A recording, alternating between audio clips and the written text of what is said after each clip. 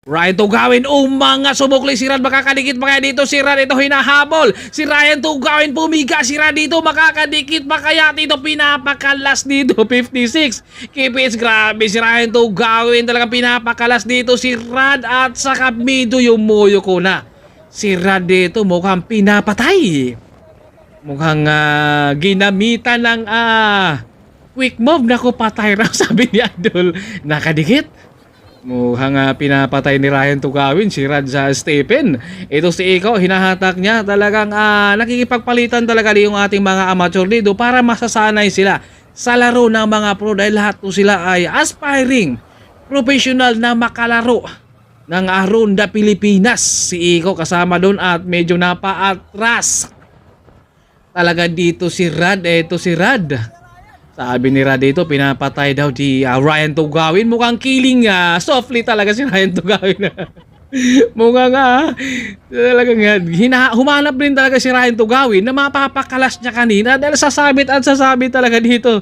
Si Rad talaga, ito napapaatras. Ito meron lang tayong the 5-man breakaway. Ryan Tugawin, Marcio Dario, John Tribucat, si Iko at saka si Danrel.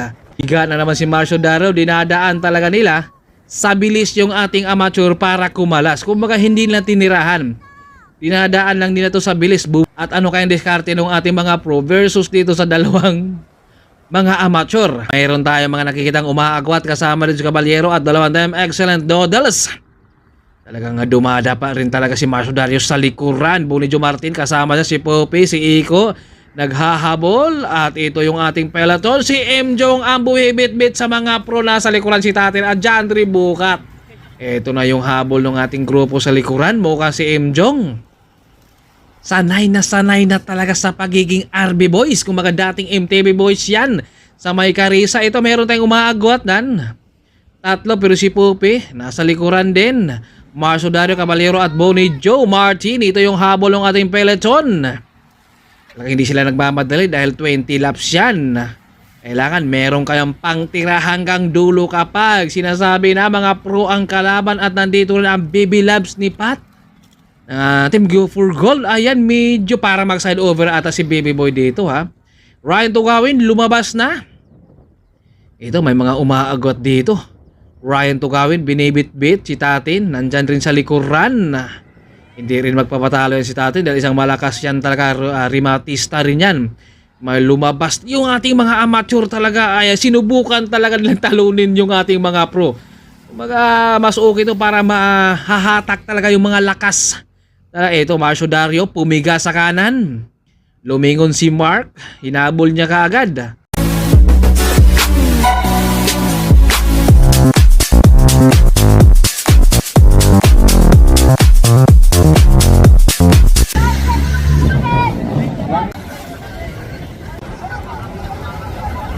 What's up mga sir, for today's video, Open Pro category versus ating amateur. Gaano nga ba kalakas ang ating mga amateur na ngayon dahil ito ang kalaban nila versus sa ating mga pro. Talagang magandang abangan natin to sa rematihan. Pero mas okay to na talaga yung ating amateur ay makikipagbakbakan sa ating mga pro para mahahatak at saka mabibinat yung mga lakas talaga para maperza. Ryan Tugawin nangunguna. Ayan si Ryan Tugawin at napakarami yung ating mga amateur makakalabas kaya yung ating mga pro dito sa amateur. Mukhang babakuran siguro yun nila. Ang tanong kaya rin, kakayanin din kaya ng ating mga amateur yung maintain ng takbuhan sa mga pro dahil mabigat kapag tinatawag talaga mga pro dahil yung maintain nila, yung speed ang pinakamahirap talagang talunin pagdating na sa mga pro. Dahil yung kanilang ensayo ay hindi biro. Talagang pagod, hirap, ulan, gutom. Si Iko nag-atim ng breakaway, mukha may lakad. Inumpisahan kaagad ni Iko. Talagang tumakas kaagad. Ito na nga si Iko. Nakawala na siya. Marcio Dario, si Boboy, si Capzante, John Tribucat at napuputol na yung grupo nila dito. Dalawang talagang umaagwat talaga si Iko doon. Mukhang may lakad siguro siya. Shoutout kay Wilson Iscano, Fabs Reño, Arwin Hisita Boy, Kokay Installer Grass. Maraming salamat sa lahat naman nag-subscribe at sa mga hindi pa po nakapag-subscribe dyan. Please do subscribe and hit the bell button. Huwag kalimutan mag-like, share, comment my video. Shoutout din kay Sir Alex Bilan ng Time Excellent Noodles. Remember si Ray sa lahat ng buong Time Excellent Noodles hindi nakatakas sa Iko. Mukhang hinabol ka agad ni Marcio Dario at dinadala ni Marcio Dario yung kanilang peloton dito para makakawala at nandito si Baby Boy sa likuran. Talagang sumasabay na talaga. Ayan, rise up sa inyo yan, Dola. Ito, mayroon tayo mga nakikitang umaagwat kasama rin si Caballero at dalawang time excellent Noodles. Talagang dumada pa rin talaga si Marcio Dario sa likuran. Bonijo Martin kasama niya si Poppy, si Iko. Naghahabol at ito yung ating peloton. Si Mjong ang buhibit-bit sa mga pro na sa likuran si Tatin at Jandri Bukat. Ito na yung habol ng ating grupo sa likuran. Mukhang si Mjong sanay na talaga sa pagiging RB Boys. Kung mga dating MTV Boys yan. Sa may Karisa, ito meron tayong umaagwat dan. Tatlo pero si Pupi nasa likuran din. Marcio Dario Caballero at Bonijo Martin. Ito yung habol ng ating peloton. Hindi sila nagmamadali dahil 20 laps yan. Kailangan meron kayong pangtira hanggang dulo kapag sinasabi na mga pro ang kalaban at nandito rin ang baby labs ni Pat. Team go for goal. Ayan, medyo para mag-side over ata si Baby Boy dito ha. Ryan Tugawin lumabas na. Ito may mga umaagot dito. Ryan Tugawin binibit-bit si Tatin. Nandyan rin sa likuran. Hindi rin magpapatalo yan si Tatin dahil isang malakas yan talaga, rimatista rin yan. May lumabas yung ating mga amateur talaga ay sinubukan talaga nilang talunin yung ating mga pro. Mas okay to para mahahatak talaga yung mga lakas. Ito Marcio Dario pumiga sa kanan. Lumingon si Mark, hinabol niya kaagad. Bonijo Martin nakikiramdam din. Joseph Bora, si Tatin Caballero. Ayan, si Marcio Dario, tinubukan na sana niyang lumayo dito sa grupo. Pero dumikit, team go for goal doon, si Mark. Talaga hindi talaga sila nagpapaiwan rin. Subukan rin talaga nila na talagang makikipagsabay na ito. Meron tayong umaagwat dito, 5 umaagwat dito. Pero yung peloton sa likod, humahabol rin. Hindi sila nagpapaiwan. May lumabas sa kaliwa. Talagang humahabol. Andiyan si Cap Santi Barnachea, Joseph Bora, mga Team Sharp, andito rin. May nag-jump para tumulin. Talagang hindi sila nagpapatalo sa ating mga pro. Kumbaga, subok lang para lumakas dahil ensayo lang talaga ang katapat. Pumiga si Marcio Dario. Nasa likuran si Mark. 5 yung ating umaagwat. Ito yung habol lang sa likuran, no? Ang tutulin. Kumbaga nakikita natin dito. Persahan talaga to para madidikitan nila kaagad at para hindi na rin makakalayo. Sabi ni Ivy, kain raw na kung anong kayang kakainin. Eto na. Umiga na si Ryan Tugawin. Nasa likuran si Jandri Bukat. Pero nandito sa likuran si Mark. Tumidikit at papadikit talaga yung grupo din sa likod. Pinipili talaga nila na makakadikit dito kay Ryan Tugawin. Dahil si Ryan Tugawin, umiga na rin talaga. Napuputol, mukhang lumaylo na. Mukhang nakaagwat na dito sa likuran ha. Umagwat na yung likod dahil nakokontrol na. Sundan natin to, makakadikit pa ba? Ito na, Bukat, Marcio Dario. Ito na si Ryan Tugawin, unti-unti na rin umuusan. Talagang pilisahan yung mga nandito sa likod na makakadikit sila kagad. Si Idol dito, mukhang yung muko na rin. Bonijo Martin, bumalik sa peloton. Kanina ay nasa harap yan. Andito rin si Adrian. Ayan, napakatuloy ng habol nila. Kumaga, umahanap talaga sila ng tempo na hindi makakawala yung ating mga pro. Ito, Marcio Dario. Meron tayong mga umaagwat dito kasama si Iko, Tugawin, Danril, at saka si Rad. Ito na, may umaagwat 6. 3 excellent Noodles. Andito na. Nabubuo na yung breakaway at ito yung habol ng peloton. Si Cap Santi nasa peloton. Kumbaga siya yun yung pumipigil dyan. Meron tayong nabubuong the 6-man breakaway. Ryan Tugawin, Jandri Bukat, Marcio Dario, Danril, at saka si Rad Stephen. At saka si Iko. Mukhang magandang match up to. 3 excellent Noodles mga pro. Kapag ako dito sa breakaway na to, hindi ako magtatrangko dito. Hayaan natin ang mga pro. Pero talagang sinasanay din nila na nakikipagpalitan sila dito sa mga pro para masasanay yung kanilang mga lakas. Talagang papunta rin to sa pagiging professional. Kumbaga lahat sila ay nangangarap magiging pro at makalaro ng Ronda Pilipinas. Andyan si Yang mukhang ano kaya ang binibilang niya. Matinding bakbakan to at si Ryan Tugawin mukhang binakuran dito ni Rad sa likuran. Umagwat na yung apat at si Ryan Tugawin mukhang binakuran sa likuran. Ryan Tugawin, mga sumukli si Rad, makakadikit pa kaya dito si Rad, ito hinahabol. Si Ryan Tugawin pumiga, si Rad dito makakadikit pa kaya dito, pinapakalas dito, 56. Kipits, grabe si Ryan Tugawin, talagang pinapakalas dito si Rad at sa kamido yung muyo ko na. Si Rad dito mukhang pinapatay. Mukhang ginamitan ng quick move, naku patay raw sabi ni Idol. Nakadikit. Mukhang pinapatay ni Ryan Tugawin si Rad sa Stephen. Ito si Iko, hinahatak niya. Talagang nakikipagpalitan talaga yung ating mga amateur dito para masasanay sila sa laro ng mga pro dahil lahat to sila ay aspiring professional na makalaro ng Ronda Pilipinas. Si Iko kasama doon at medyo napaatras talaga dito si Rad. Ito si Rad. Sabi ni Rad dito, pinapatay daw di Ryan Tugawin. Mukhang killing softly talaga si Ryan Tugawin. Mukhang talagang humanap din talaga si Ryan Tugawin na mapapakalas niya kanina dahil sasabit at sasabit talaga dito.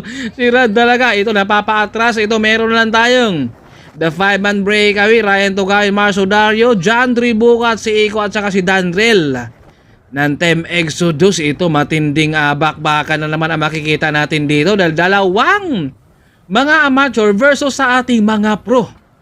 Kakayanin kaya yung ating amateur dito na makikipagbakbakan? Andito si Iko, kumbaga pinangungunahan niya kanina ang kanyang pag-atim ng breakaway at ito ay nandito talaga siya sa harap. At ano kayang diskarte ng ating mga pro versus dito sa dalawang mga amateur? Bukat nandito sa likuran at si Marcio Dario ang bumibit-bit dito. Yung ating dalawang amateur dito, tutok lang talaga yan sila dahil yung ating mga pro dadaanin yan sila sa lakas. Kaya kailangan kapit ng kapit talaga sila yan. Marcio Dario, mga chillax lang talaga. Kung makasanay talaga sa habulan to. Ito na. Umiga na naman si Marcio Dario. Dinadaan talaga nila sa bilis yung ating amateur para kumalas. Kumbaga hindi lang tinirahan. Dinadaan lang nila to sa bilis. Bumuka si Marcio Dario. Umalit si Danrel. Talagang nakikipagpalitan talaga ng trangkuhan rin yung ating mga amateur talaga. Kumbaga sinasanay nila dito na makalaro yung ating mga pro. At ito yung maganda para mapapractice na sila. Para kung sakali ay sila naman ang magiging pro ay talagang alam na nila. Dahil lahat naman to sila ay nangangarap makalaro ng isang malaking laro ay ang Ronda Pilipinas. Yun ang talagang inaabangan. Si Iko ang humahatak. Ryan Tugawin, John Bukat, Marcio Dario at si Danrel. The 5-man breakaway, mamimintin na kaya na yan lan? At ang tanong rin kaya, kakayanin rin kaya yung ating amateur doon na makikipagsabayan sa mga pro? Ito yung ating peloton. Nakadaan na yung 5. Si Capsanti na ang nagko-control din. Mukhang hindi na ito makakadikit yung ating grupo sa likuran dahil kinokontrola ni Capsanti Barnachea at nakaagwat si Danrel sa likuran. Mukhang tinulinan. Mukhang 4 na lang yung ating first group na paatras sa kargahan. Ito yung ating peloton rin. Kinokontrol dito ni Capsanti Barnachea yung harapan. May umangat sa kanan. May sumubok lumabas sa peloton. May sumukli. Hinahabol naman dito ni Bonnie Joe Martin. Humahabol na rin kaagad ang peloton. Naghahabulan na dito at napakabilis. Kailangan lang talaga dito ay merong isang mag-jump dito para tumulin dahil kanina ay bumabagal sila dahil nakukontrol ni Capsanti yung peloton. Kailangan merong isang lumabas dito para tumulin para makikipagsabayan talaga na humabol din. Ito, nag-jump din si Bora. Lumabas siya sa peloton. Yung ating breakaway, ito na. 4 na lang yung ating breakaway pero nag-iisip yung tatlo kung anong gagawin nila ni Iko dito dahil talagang nakikipagsabayan si Iko. Kung ako rin ay si Iko talagang hindi ako magtatrangko, sabit ng sabit lang ako talaga dito. Ang tanong rin, yung maintain talagang napakabigat kapag sinasabi nating mga pro ang kalaban. Marcio Dario, John Bukat, Ryan Tugawin at saka si Iko nakikiramdam sa likod kung anong gagawin nung dalawa dahil unti-unti nang umuusad si Marcio Dario. Andito si Mar. Unti-unti nang lumalayo, lumilingon sa likod. Nakakaagwat na nga. John Bukat nagpaiwan. Hinahabol dito ni Iko. Dahil nakaagwat na yung dalawa at purisahan rin si Iko na humahabol. Yan yung ating peloton. Ito na yung ating Nahati na sila. Kanina ay 4. Ito ng ating Dachuman breakaway Ryan Tugawin. Marcio Dario pumipiga na at dumadapa na yung isang balikat ni Mar. May hinahabol na si Mar dito ang finish line. Itong magandang rimatihan to dahil kayang-kaya din to ni Marcio Dario na rimatihin dito si Ryan Tugawin. Grabe yung di na ni Ryan Tugawin, no? Talagang usad talaga yung bike niya. Si Iko solo dahil si Jandri Boca tumakas yung hangin sa kanyang gulong. Mukhang solo na ni Iko yung ating second group doon. Ito yung ating peloton. Naghahabol talaga sila dito. Talagang sinubukan rin talaga sila sanang humabol pa doon sa ating mga breakaway. Nandito si Adrian. May lumabas sa kaliwa. Sumubok rin pero malakas ang hangin at nag-aantay rin talaga sila na makakadikit yung peloton natin, pero napakalayo na to kaya chillax na lang sila dito dahil nakokontrol na naman ang peloton rito. Capsante Barnachea, Bunijo Martin at saka si Buboy. Ito sumubok rin sila sa paghahabol. Ito may mga lumabas talaga na sumubok na humabol sa ating mga pro.